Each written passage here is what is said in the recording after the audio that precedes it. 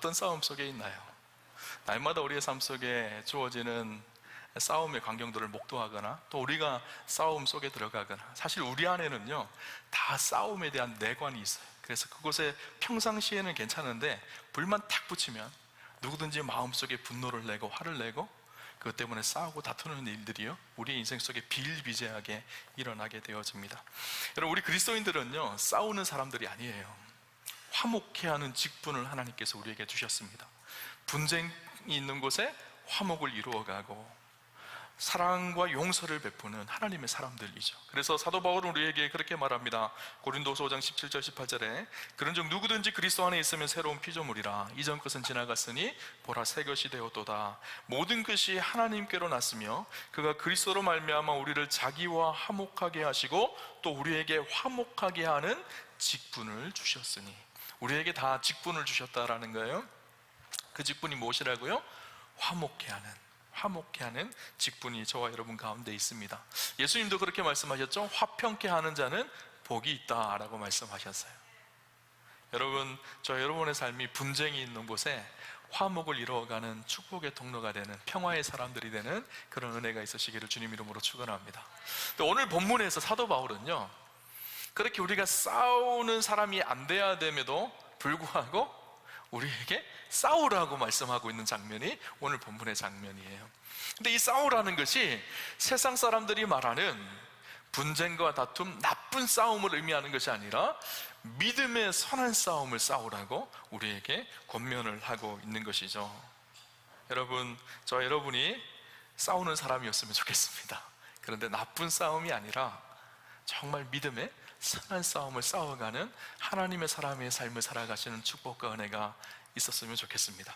오늘 본문의 말씀은요 사도 바울이 디모데 전서의 말씀이잖아요. 이 디모데 전서의 말씀은 바울이 그의 사랑하는 영적인 아들 디모데에게 보낸 편지입니다. 바울이 로마 감옥에 1차로 투옥이 되는데 2년 동안 감옥에 지내다가 감옥에서 풀려납니다. 풀려나 사도 바울은 다시 복음을 전하는 전도 여행을 가게 되어지죠. 그러던 중에 어떤 소문을 듣는가 하면 에베소 교회가 어려움이 있다라는 소문이 들었습니다. 거짓 교사들이 들어와서 잘못된 가르침을 하고 있다는 것을 듣게 되어져요. 그래서 그곳에 자기의 사랑하는 아들 디모데를 파송을 합니다. 그 파송한 디모데에게 보낸 편지가 오늘 본문의 말씀, 디모데 전서의 말씀입니다. 디모데 전서의 사도 바울은 거짓 교사들에 대해서 주의할 것들이 무엇인지를 쭉 설명을 하고 또 젊은 목회자였던 디모데에게 어떻게 하나님의 사람으로 온전하게 살아가는지를 권면해 주고 있어요. 그 편지의 마지막 부분이 오늘 우리가 읽었던 본문인데 바울은 그 마지막 부분에 믿음의 선한 싸움을 싸우라고 그렇게 권면을 하고 있습니다. 왜 그랬을까요? 거짓 교사들이 에베소 교회 안에 나쁜 싸움을 하고 있었거든요.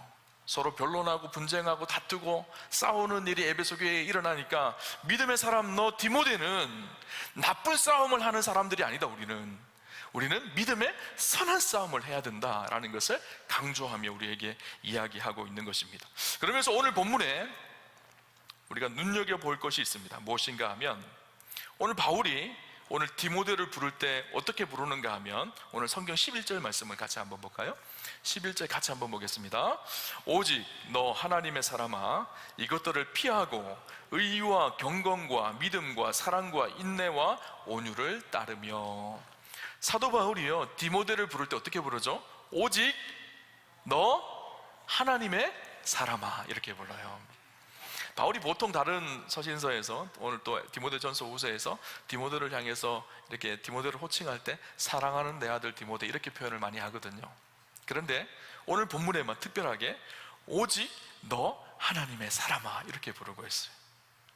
이 오직 너 하나님의 사람아, 이 하나님의 사람이라는 표현은요 신약 성경에 딱 2번 나옵니다. 오늘 디모데 전서에 나오고요 디모데 후서에 나옵니다. 구약 성경에는 여러 번 나오는데요 구약 성경에 나오는 이 하나님의 사람이라고 불려졌던 사람들은요 다 특별한 믿음의 사람들을 부를 때 하나님의 사람이라고 불렀어요.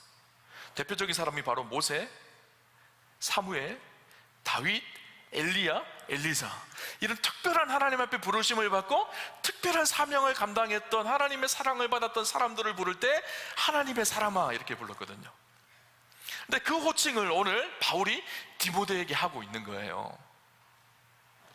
여러분, 우리가요 누구를 부를 때 어떤 호칭을 사용하느냐는 참 중요하거든요. 제가 길을 가다가 누군가가 저에게 아저씨 그러면요, 저는 아저씨인 거예요, 그냥. 근데 저 뒤에서 누군가가 저를 보면서 저희 교회 성도님이 목사님 부르면요, 그때부터 목사인 거예요, 저는. 그죠? 누가 그 이름을 부르냐에 따라서 그 호칭은 자기의 정체성이 어떤 것인지를 가르쳐 주는 거예요. 여러분, 호랑이는 죽으면 가죽을 남기고 사람은 죽으면 무엇을 남기죠? 이름을 남겨요. 그 이름에는요, 그 사람의 정체성이 담겨져 있는 거예요. 호칭이 담겨져 있는 것이죠. 여러분, 자기가 사랑하는, 자기가 존경하는 영적인 아버지 바울이 자신을 향해서 구약시대에 모세에게 불렀던 이름, 또 사무엘에게 불렀던 이름, 다윗에게 불렀던 그 이름을 자기에게 불러준다고 생각을 해보십시오. 너 하나님의 사람아, 이렇게 부를 때 이 디모데의 마음이 어땠을까요? 가슴 벅차지 않았을까요? 가슴이 뜨겁지 않을까요? 나 같은 사람이 하나님의 사람이라고 불러진다는 게 기가 막히고 감사한 일이었을 거예요. 그런데 여러분 아시나요? 이 하나님의 사람이라는 호칭은 디모데에게 불려졌던 호칭이기도 하지만 오늘 예수를 그리스도로 고백하고 믿음으로 살아가는 우리를 부르시는 하나님의 호칭이기도 하다는 사실. 저 여러분을 향해서 하나님께서 어떻게 부른다고요? 너 하나님의 사람이야. 비록 여전히 연약하고 제약된 모습이 내 안에 있지만 예수 그리스도를 구주로 고백하고 하나님의 자녀 되어지고 하나님의 백성 된 우리를 향해서 하나님께서 뭐라고 하신다고요? 너 하나님의 사람아, 이렇게 부르세요. 우리가 잘 아는 말씀이 있죠. 베드로전서 2장 9절에 보면 그러나 너희는 택하신 족속이요 왕같은 제사장들이요 거룩한 나라요 그의 소유된 그 백성이니 이는 너희를 어두운 데서 불러내어 그의 기이한 빛을 들어가게 하신 이의 아름다운 덕을 선포하게 하려 하십니다. 하나님께서 우리를 어두운 데서 건져내셔서 기이한 빛에 들어가게 하셨다. 그래서 우리의 호칭을 바꾸셨다라는 거예요. 우리를 택하신 족속이고 왕같은 제사장들이고 거룩한 나라고 하나님의 백성된 소유된 백성이라고 그렇게 부르셨다라는 거예요. 골로새서 1장 13절에 보면 그가 우리를 흑암의 권세에서 그의 사랑의 아들의 나라로 옮기셨다, 그렇게 표현하고 있어요.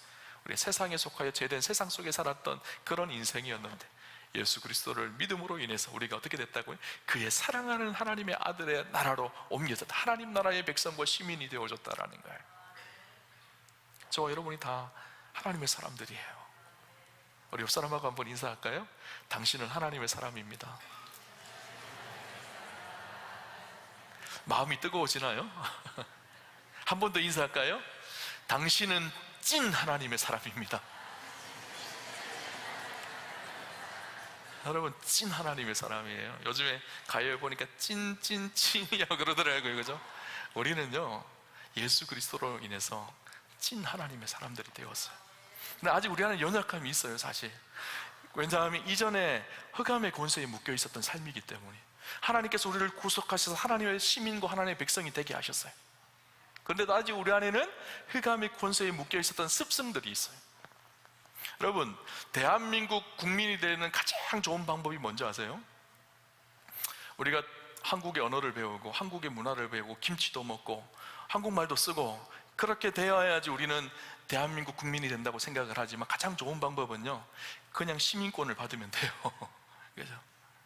하나님께서 우리를 그렇게 해주신 거예요.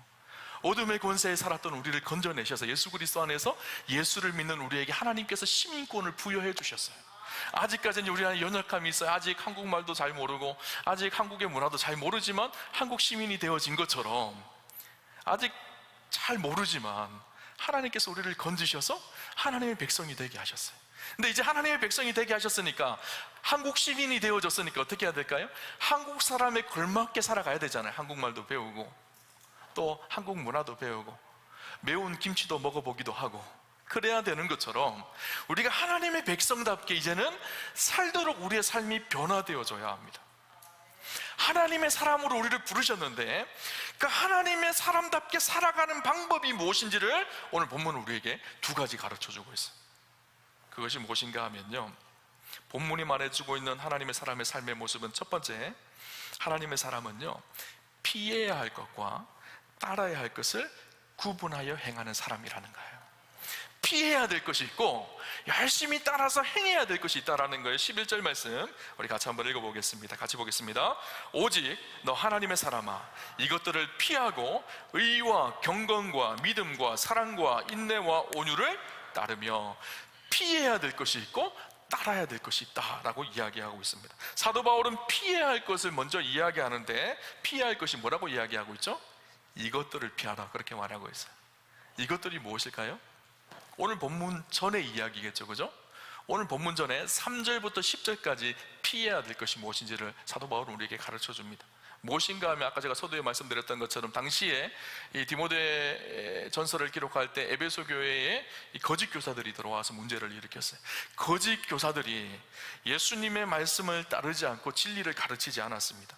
자기의 교만으로 언쟁을 하고 변론을 하였습니다. 그래서 교회 안에 다툼이 일어나고 투기와 분쟁과 비방과 악한 생각이 교회 안에 가득했습니다. 마음이 부패하게 되어져서 진리를 잃어버리는 일들이 일어나기도 했고요. 그들이 겉모습은 경건의 모습을 행하는 것 같지만 진짜 경건의 능력은 없었어요. 경건의 모습을 행하는 이유는 자기들의 부요함을 추구하기 위해서, 돈을 벌기 위해서 경건을 사용했던 거짓 교사들이 있었다는 것을 바울은 이야기합니다. 그러면서 하는 말이 10절에 돈을 사랑함이 일만하게 뿌리가 되느니 이것을 탐내는 자들은 미혹을 받아 믿음에서 떠나 많은 근심으로써 자기를 찔렀도다. 돈을 사랑하고 세상의 욕망과 정욕을 쫓았던 거짓 교사들, 이것을 피하라는 거예요. 여러분, 돈이 좋은 것이죠. 그렇지만 돈을 사랑하면요, 그때부터 우리 인생이 탐욕과 욕심에 이끌려 가기 시작합니다. 돈이 좋은 것이지만, 잘 사용해야 되는 것이지만 돈이 무서운 것이기도 해요. 그렇죠? 이것들을 피하라는 거예요. 반대로 따를 것이 있다라는 거예요. 11절에 의와 경건과 믿음과 사랑과 인내와 온유를 따르며, 그렇게 말하고 있어요. 여러분, 우리의 신앙에는요, 성경은 이렇게 계속 반복적으로 이야기하는데 피할 것이 있고 따를 것이 있다라는 것을 계속 강조해서 이야기합니다. 그래서 피할 것을 피하라는 거예요. 그리고 따르라는 거예요. 부정적인 것들은 피해야 합니다.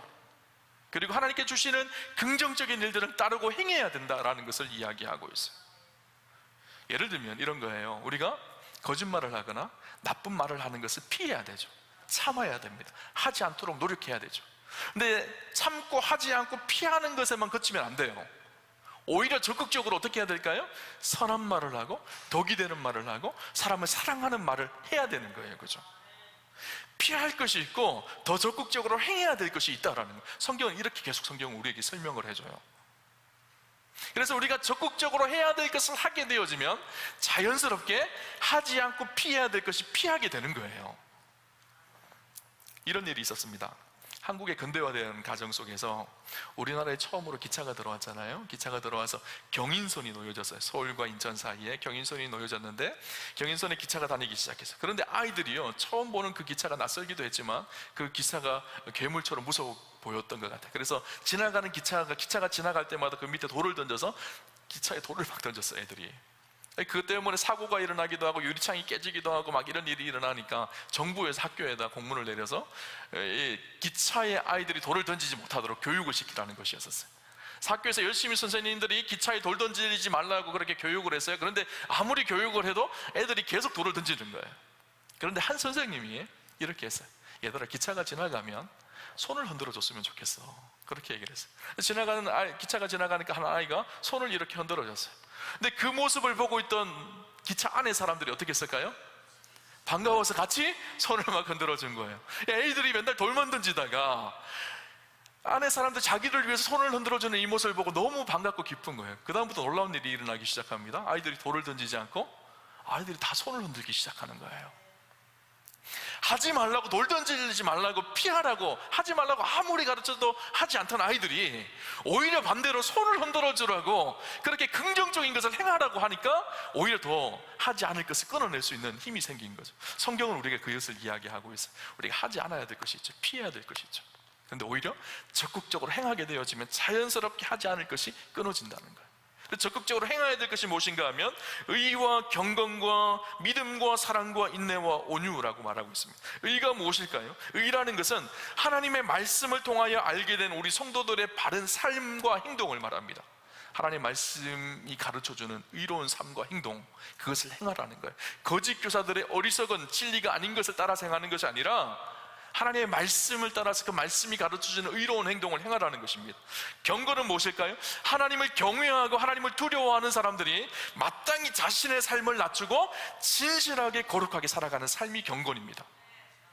거짓 교사들은 교만하여서 자기가 드러나고 자기가 영광받기 위해서 그렇게 행했지만, 믿음의 사람들은 하나님 앞에 자신을 낮추고 겸손하게 거룩하고 진실하게 행하는 삶의 태도가 있어야 된다는 것을 이야기하고 있어요. 믿음과 사랑과 인내와 온유를 따르라, 그렇게 말하는데, 이것은 다 하나님과 우리 사이의 관계를 의미하지만 동시에 하나님을 믿는 우리가 세상 속에서 믿지 않는 사람들과 세상 사람들을 향해서 어떻게 행해야 되는지를 이야기하는 거거든요. 믿음이 무엇일까요? 하나님을 신뢰하는 것이잖아요. 하나님을 믿는 것이잖아요. 그렇게 우리가 하나님을 신뢰하고 믿는 하나님의 사람들은 세상 사람들도 믿고 신뢰해 줘야 된다는 거예요. 싸우고 분쟁하는 것이 아니라 그들을 믿고 신뢰해야 된다는 거예요. 그리고 사랑은 무엇일까요? 이 사랑이 아가페라는 단어로 기록되어 있는데, 하나님의 무조건적인 사랑을 받는 우리, 그 사랑을 경험하는 우리는 어떻게 될까요? 그 사랑을 받았기 때문에 그 사랑을 본받아서 이 사랑을 다른 사람에게도 나타내고 드러내는 사랑의 사람이 되어야 된다는 것을 이야기하는 거예요. 그 다음에 인내죠. 하나님이 우리를 인내하셨습니다. 끝까지 참으셨어요. 그래서 우리를 사랑하시고 용서하셨잖아요. 그렇게 하나님이 우리를 인내하신 그 인내를 아는 사람은 다른 사람을 인내하라는 거예요. 그리고 마지막으로 온유는 무엇일까요? 온유는 인내에서 한 발자국 더 나아가서 나를 힘들게 하고 나를 어렵게 하는 사람이 있지만 그 사람을 환대하려고 하는 마음의 부드러운 태도가 온유인 거예요. 이것을 행하라는 거예요. 거짓 교사들은 싸움과 분쟁을 일으키고 분쟁을 일으키도록 도발하지만, 믿음의 사람들은 그것을 행하는 것이 아니라 그것을 피하고 믿고 사랑하고 인내하고 온유하라는 것을 이야기하고 있는 것이죠. 그런데 우리 안에 문제가 있습니다. 어떤 문제가 있을까요? 피해야 될 것은 피하고 따라야 될 것은 따라야 되는데, 피해야 될 것은 따르고 따라야 될 것은 피해야 한다는 사실이에요. 그죠? 하나님의 사랑은요, 피해야 될 것과 따라야 될 것을 잘 구분하여서 피해야 할 것은 피하고 따라야 될 것을 따르는 사람들이 하나님의 사람이라는 거예요. 여러분, 피해야 될 것, 따를 것을 잘 구분하는 은혜가 저와 여러분 가운데 있으시기를 주님 이름으로 축원합니다. 두 번째는요, 하나님의 사람은 믿음의 선한 싸움을 싸우는 사람이라고 사도 바울은 우리에게 이야기해주고 있습니다. 오직 너 하나님의 사람아, 그리고 나서 믿음의 선한 싸움을 싸우라. 많은 사람들이 오해하는 것 한 가지가 무엇인가 하면, 그것은 우리가 예수를 믿으면 하나님이 사람이 되면 이제 신앙생활은 다 됐다, 다 했다라고 생각하는 거예요. 하나님 믿으니까, 예수님 믿으니까 이 땅에서 복을 받고 행복하게 살다가 천국 가면 된다라고 생각을 하는 거예요. 그런데 오늘 성경은 그렇게 이야기하지 않습니다. 우리가 하나님을 믿기 시작하면 그때부터 치열한 싸움이 시작된다는 거예요. 선한 싸움이 시작되어져야 된다는 거예요. 많은 사람들이 예수를 믿으면서 교회에 와서 좋은 이야기를 듣고 날마다 행복하고 평안하고 위로받고 복받고 그렇게 살다가 천국 가는 것으로 우리의 믿음의 생활을 이야기하는데, 그 신앙은 한쪽에 치우친 신앙입니다. 성경은요, 우리에게 하나님 주시는 평강도 있고 은혜도 있지만 또 한 가지 믿음의 선한 싸움을 이 세상 속에서 살아가야 된다라는 거예요. 여러분, 믿음의 싸움을 할 때는요, 때때로 마음이 상할 때도 있습니다. 그래서 이 싸움 때문에 온몸이 피투성이가 되는 그때도 있습니다. 그럼에도 불구하고 이 믿음의 싸움을 멈추지 않는 거예요. 여러분, 이 선한 믿음의 싸움이 어떤 싸움일까요? 많은 사람들은요, 자기의 욕망과 욕심과 고집 때문에 다른 사람들과 싸웁니다. 그런데 우리 그리스도인들은요, 선한 싸움을 해야 된다라는 거예요. 믿음의 선한 싸움이 구체적으로 어떤 싸움인가 하면, 우리의 믿음을 지키고 하나님의 뜻을 이루어가는 싸움이 선한 싸움입니다. 나의 욕심과 욕망을 내려놓고 십자가의 주님 바라보며 십자가를 지고 가는 싸움이 선한 싸움이에요. 나의 편안함과 안락함을 추구하는 것이 아니라 하나님의 뜻을 구하고 하나님 나라를 구하는 싸움이 선한 싸움인 거예요. 내가 용서되지 않고 내가 사랑할 수 없는 그 사람들을 끝까지 사랑하고 용서하도록 나 혼자 치열하게 싸우는 싸움이 선한 싸움인 거예요.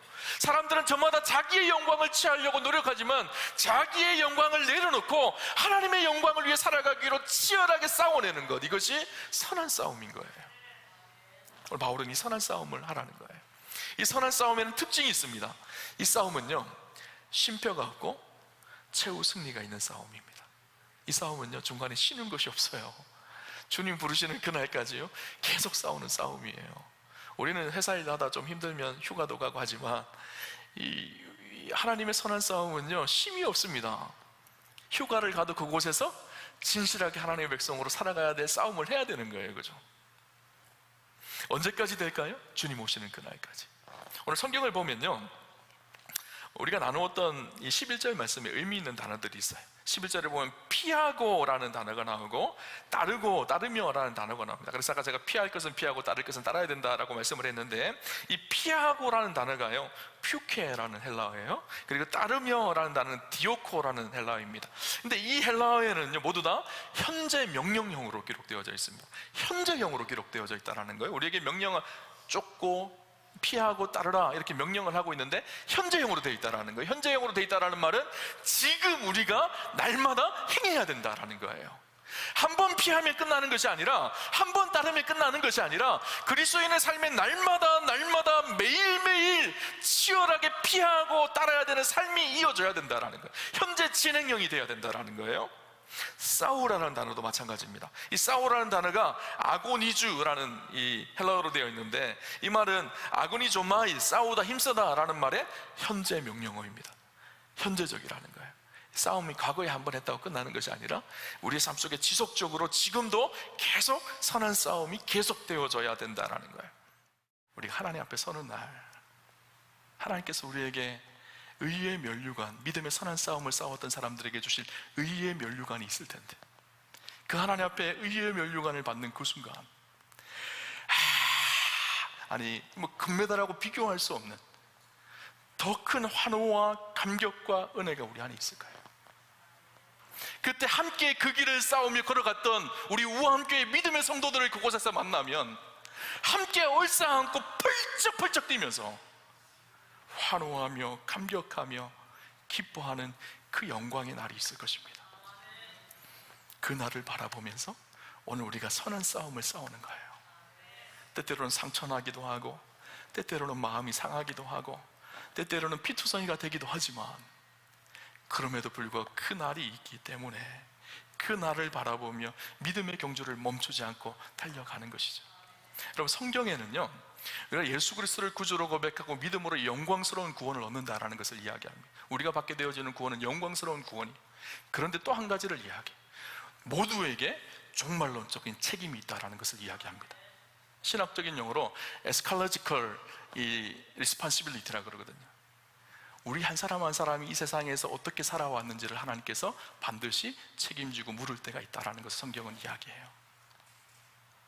우리 한 사람 한 사람이 그렇게 믿음의 선한 싸움을 싸우고 하나님 앞에 영광스럽게 서는 그 날이 있다라는 사실을 기억하고 멋지게 한평생 하나님 나라를 위해서 선한 싸움을 싸워가는 우리 우암교회 성도님들 다 되시기를 주님 이름으로 축원합니다.